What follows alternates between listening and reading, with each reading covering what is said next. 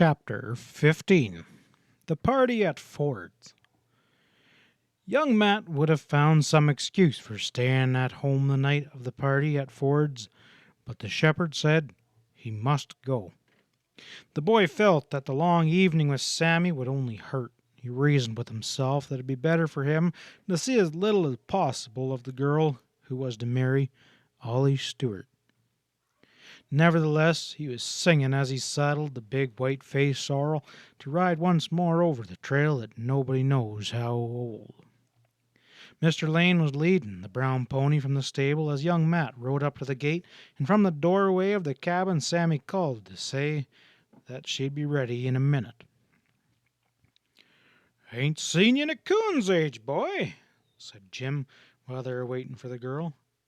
"Why don't you never come down the old trail no more?" The big fellow's face reddened as he answered, "I ain't been nowheres, Jim. 'Pears like I just can't get away from the place no more. We're always busy." Sammy's father looked his young neighbor squarely in the eye with that particular searching gaze. "Now looky here, Grant. I've known you ever since you was born, and you ought to know me a little. It ain't your way to dodge, and it ain't mine. I reckon you know you're welcome, same as always, don't you?" Young Matt returned the other's look fairly. "Oh, I never doubted it, Jim. Just things are a heap different now, since it's all done and settled with Ollie gone." The two understood each other perfectly. Said Jim, drawing a long breath, "Well, I'd wish you'd come over just the same anyhow. Can't do nobody any harm as I can see it." "It won't do me no good, though," replied the young man. "Well, maybe not," assented Jim. "But I'd like mighty well to know that you can come just the same." And then he drew closer to his young friend. "I've been aiming to ride over and see you, Matt, but Sammy says you was coming this evening, and I allowed that'd be soon enough. I reckon you know what Wash Gibbs is telling he aims to do first chance he gets, eh?" The giant drew himself up with a grim smile. "I heard a good bit of it, Jim, but you don't need to mind about me. I know I ain't quite yet growed, but I'm a-growin'." The older man surveyed the great form of the other with a critical eye as he returned, "Darn if I don't believe you'd pretty well push him now, if only he plays fair, but I allow you ought to know that's a-comin'." "Oh, I knowed it for a long time," said the other cheerfully. "But I heard Preachin' Bill say once that if a feller don't fuss about what he don't know for sure, the thing he don't know ain't apt to bother him none. It's this here guessing that sure gets a feller down." "That Preachin' Bill seems to hit every pop, don't he?" exclaimed Jim admiringly. "Well, there's something else, though, you ought to know, too, Pat. Wash has done made his threats again to the old man down there." "You mean Dad Howitt?" said young Matt sharply. "What's Wash got against Dad, Jim?" Mr. Lane shifted uneasily. "It's some fool notion of his. You mind old man Lewis, I reckon." The big man's muscles tightened. "When Dad told us about his stopping at the ranch the other night, Wash Gibbs better keep his hands off Mr. Howitt." "Well, I ain't told no one about this, Grant, and you can do as you like about telling your father, the old man, but if anything happens, you get word to me and quick." Before more could be said, Sammy appeared in the doorway, and soon the two young people were riding on their way. Long after they had passed from sight in the depths of the forest, the dark mountaineer stood at the big gate, looking in the direction they had gone. Young Matt was like a captive, tugging at his bonds. Mr. Lane's words had stirred the fire, and the girl's presence by his side added fuel to the flame. He could not speak, he dared not even look at her, but rode with his eyes fixed upon the ground where the sunlight fell in long bars of gold. Sammy, too, was silent. She felt something that was strangely like fear when she found herself alone with her big neighbor. Now and then she glanced timidly up at him and tried to find some words with which to break the silence. She half wished that she hadn't come. and so they rode together through the lights and shadows down into the valley, the only creatures in all the free life of the forest who were not free. At last the girl spoke. "It was mighty good of you to take me over to Mandy's tonight. There ain't no one else I could have gone over with."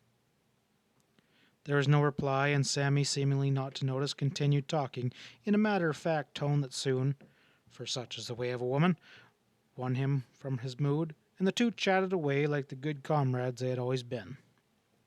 Just after they had crossed Fall Creek at Slick Rock Ford, some 2 miles below the mill, young Matt leaned from his saddle and for a little way studied the ground carefully. When he sat erect again, he remarked with the air of one who is reaching a conclusion, "Wouldn't wonder but there'll be a doings at Ford's tonight, sure enough." "There sure is to be," returned the girl. "Everybody will be there. Mandy's folks from over on Long Creek are coming, and some from the mouth of the James. Mandy wanted Daddy to play for them, but he says he can't play for parties no more, and they got that old fiddlin' Jake from Flagg's neighborhood, I guess." "There'll be something of a heap more exciting than fiddling and dancing, according to my guess," returned Matt. "What do you mean?" asked Sammy. Her escort pointed to the prints of mule shoes in the soft soil of the low bottom land. "Well, that there's Wash Gibbs' dun mule, and he's heading down the creek for Jennings still. Wash'll meet a lot of his gang from over on the river, and like as not they'll go from over there to the party. I wish your dad was going to do the playing tonight."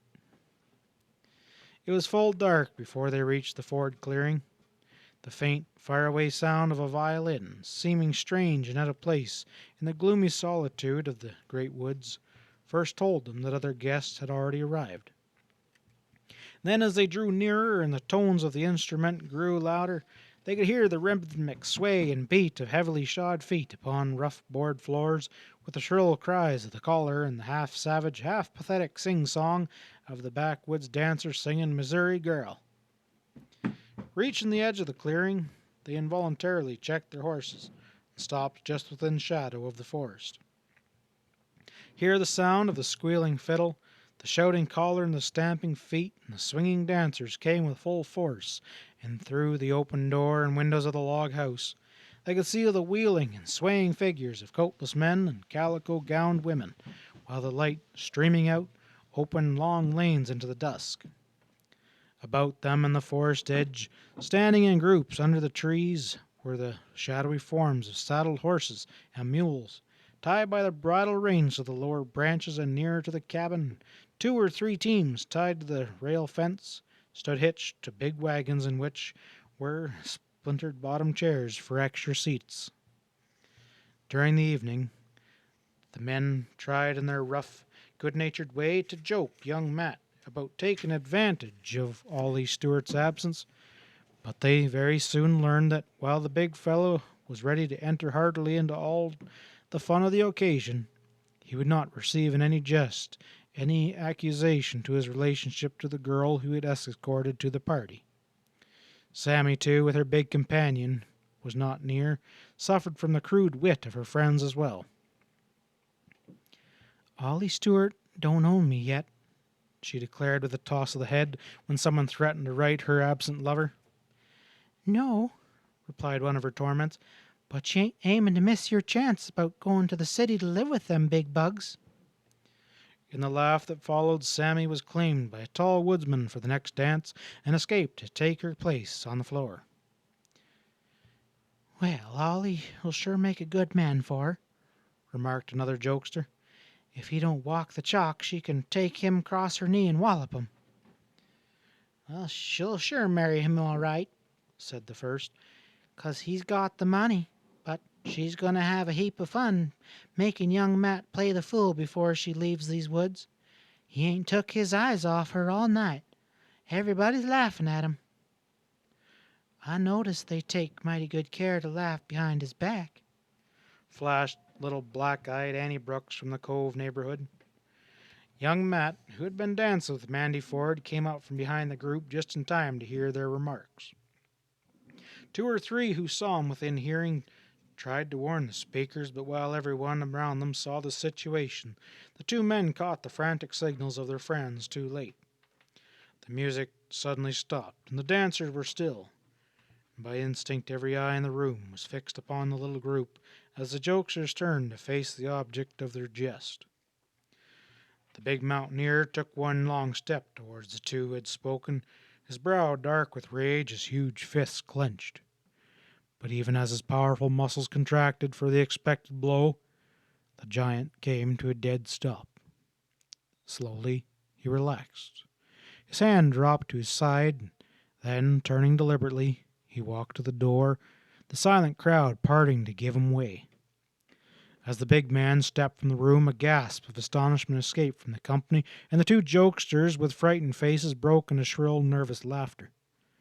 And then a buzz of talk went around, and the fiddlers struck up another tune, and the callers shouted, and the dancers stamped and bowed and swung their partners as they sang. And out in the night, under the trees, at the edge of the gloomy forest, the strongest man on the hills was saying over and over to the big, white-faced sorrel, "I don't dare do it. I don't dare. Dad Howitt wouldn't. He sure wouldn't." Very soon 2 figures left the house and hurried towards a bunch of saddle horses nearby. They'd untied their animals and were about to mount when suddenly a huge form stepped from the shadows to their horses' heads. "Put up your guns, boys," said young Matt calmly. "I reckon you know that if I wanted trouble, it would have been all over before this." The weapons were not drawn, and the big man continued. "Dad Howitt says a man always whips himself every time he fights when there's no principle involved. I don't guess Dad would ever see any principle in this, 'cause there might be some truth in what you boys said. I reckon I am playing somewhat of a fool, but it would have been a heap safer for you to let folks find it out for themselves." "Oh, we was just fooling, Matt," muttered one. "That's all right," returned the big fellow. "But you better tie up again and go back into the house and dance a wee bit longer. Folks might think you was scared if you were leaving so soon." End of chapter 15.